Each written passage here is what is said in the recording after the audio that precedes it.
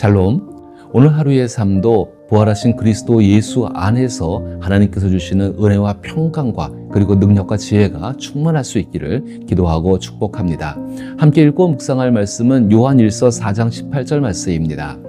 사랑 안에 두려움이 없고 온전한 사랑이 두려움을 내쫓나니 두려움에는 형벌이 있음이라. 두려워하는 자는 사랑 안에서 온전히 이루지 못하였느니라. 아멘. 내일은 환난이지 평안이 아니다라는 말은 우리가 극복하기 어려운 시대가 급속도로 다가오고 있다는 것을 의미하는 말입니다. 이렇게 다가오는 시기를 우리는 무엇으로 준비해야 할까요? 누가 우리를 보호해 줄 수 있을까요? 성경이 말하는 부활신앙을 가진 그리스도인은 어떠한 어려움과 고난도 이겨낼 수 있는 존재입니다. 그러나 이는 우리의 힘으로 이루어지는 것은 아닙니다. 오직 주님께서 주시는 능력으로만 가능합니다. 이 능력은 우리를 향한 주님의 사랑입니다. 그 사랑 덕분에 우리는 찾아오는 두려움을 초월하고 이길 수 있습니다. 이것에 대하여 사도 요한은 요한일서 4장 18절에서 두려움을 하나님의 사랑으로 초월하는 방법에 대해 다음과 같이 언급하고 있습니다. 오늘 읽은 본문이지만 사랑 안에 두려움이 없고 온전한 사랑이 두려움을 내쫓나니 두려움에는 형벌이 있음이라. 두려워하는 자는 사랑 안에서 온전히 이루지 못하였느니라. 예수 그리스도의 십자가에서의 죽음과 부활을 믿는 그리스도인들이 환난을 충분히 이겨낼 수 있는 것은 매우 자연스러운 일에 해당합니다. 반면 예수 그리스도와 하나 된 우리가 주님 외에 다른 것에 두려움을 느낀다면 이는 우리가 주님의 사랑 안에 온전히 거하지 못하고 있다는 것을 의미합니다. 따라서 마지막 날 주님 앞에서 받을 심판의 첫 번째 죄명이 두려움이라는 사실을 우리는 잊지 말아야 합니다. 두려움은 주님의 사랑의 강도를 약화시키는 사실 심각한 죄입니다. 이 점에 대해 요한계시록 21장 8절은 분명히 언급하고 있습니다. 그러나 두려워하는 자들과 믿지 아니하는 자들과 흉악한 자들과 살인자들과 음행하는 자들과 점술가들과 우상 숭배자들과 거짓말하는 모든 자들은 불과 유황으로 타는 못에 던져지리니 이것이 둘째 사망이라. 요한계시록 21장 8절에 대한 해석은 개인의 믿음에 따라 다를 수 있다고 생각합니다. 그러나 많은 심리학자들과 의료 전문가들은 두려움이 가장 중대하고 심각한 질병이라고 말하고 있습니다. 두려움이 만들어내는 에너지는 개인의 영적, 신체적, 그리고 심리적 건강에 해로운 영향을 미치는 것이 사실입니다. 많은 사람들은 자신이 생각하고 믿고 있는 정서적, 심리적 안전지대에 숨어서 재난이 닥칠 때까지 무기력하게 기다리기만 합니다. 이러한 현상은 신앙인들 사이에서도 흔히 나타납니다. 그러나 하나님의 백성을 향한 하나님의 계획은 결코 이와 같지 않습니다. 바울은 디모데후서 1장 7절과 8절에서 하나님이 우리에게 주신 것은 두려워하는 마음이 아니요 오직 능력과 사랑과 절제하는 마음이니 그러므로 너는 내가 우리 주를 증언함과 또는 주를 위하여 갇힌 자 된 나를 부끄러워하지 말고 오직 하나님의 능력을 따라 복음과 함께 고난을 받으라 라고 뚜렷한 목소리로 선포합니다. 두려운 현실을 잊고 모든 것이 잘 될 것이라고 속삭이는 말은 마치 마약과 같습니다. 이 마약에 중독되면 하나님께서 약속하신 확실한 위로와 고요한 확신 속에서 살아갈 수가 없습니다. 성경의 진리를 따르는 삶은 하나님의 지혜가 우리 삶에서 자연스럽게 드러나게 합니다. 이 지혜는 타락한 세상과 인간이 하나님을 의지하지 않고 세상의 문제를 해결하려다가 발생하는 잘못된 판단의 결과로부터 우리를 구원해 줍니다. 타락한 세상을 변화시키는 해결책은 세상의 지혜에서 찾을 수 없습니다. 진정한 변화를 이루기 위해서는 타락한 세상의 질서 밖에서 기준을 찾아야 합니다.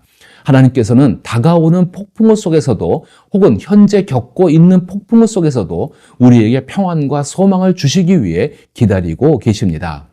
다가오는 가장 큰 두려움은 종교적 속임수입니다. 어쩌면 이미 그 두려움은 시작되었을지도 모릅니다. 예수님은 전쟁, 지진, 기근, 질병이 우리 눈앞에서 일어날 것이라고 말씀하셨을 뿐만 아니라 마지막 때에는 종교적 속임수가 극에 달할 것이라고 경고하셨습니다. 마지막 때의 사탄의 전략은 분명합니다. 재난의 시기에 안식절을 찾는 사람들에게 수많은 가짜 기독교적 대안을 제시하는 것입니다. 이는 매우 교묘한 전략입니다. 사탄은 세상의 혼란에 큰 영향을 미칩니다. 혼란이 심화되기 시작하면 사탄은 온 세상에 거짓된 안내판을 세우고 그 길이 그리스도께 가는 올바른 길이라고 주장할 것입니다. 많은 사람들이 피난처를 찾으려 애쓰고 안전한 방주를 찾기 위해 허둥댈 것입니다. 예수님이 여기 있다, 이것이 생명의 길이다라고 주장하는 안내판은 온 세상에 넘쳐날 것입니다. 이 모든 것을 아시는 예수님은 우리에게 마태복음 24장 26절을 통해 사람들이 너희에게 말하되 보라 그리스도가 광야에 있다 하여도 나가지 말고 보라 골방에 있다 하여도 믿지 말라라고 경고하여 주셨습니다. 이 같은 예수님의 경고는 우리가 성경과 복음 그리고 성령이 주시는 지혜를 바탕으로 살아가야 하는 이유 중 한 가지입니다. 정말로 두려운 종교적 속임수는 예수 그리스도를 주로 고백하는 교회를 겨냥하게 될 것입니다. 이는 교회 내에 이단이 침투하는 것이나 재정적으로 부족해서 어려움을 겪는 것이나 사람들이 인간적인 문제 때문에 싸우는 것보다 훨씬 더 심각한 문제입니다.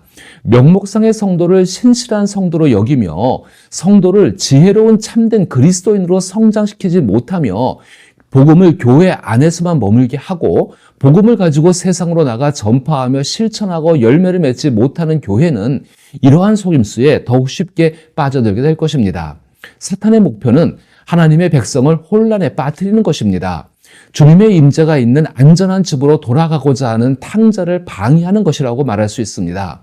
우리는 영적 실상을 사람들에게 오도하며 자신이 하나님을 대변한다고 주장하는 목소리가 점점 더 많아지고 있음을 방송 매체, 인터넷, 유튜브 등을 통해서 너무 쉽게 목격하고 있습니다. 이보다 더 심각한 것은 예수님께서 마태복음 24장 12절에서 불법이 성행함으로 많은 사람의 사랑이 식어지리라 라고 말씀하신 모습입니다. 많은 사람들이 거짓된 목소리에 귀를 기울이며 잘못된 길로 들어선다는 것입니다.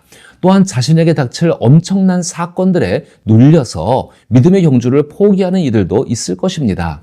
불법은 더욱 만연해질 것입니다. 현재 우리 사회에서 일어나고 있는 불법 행위를 생각해보면 그 정도가 심각합니다.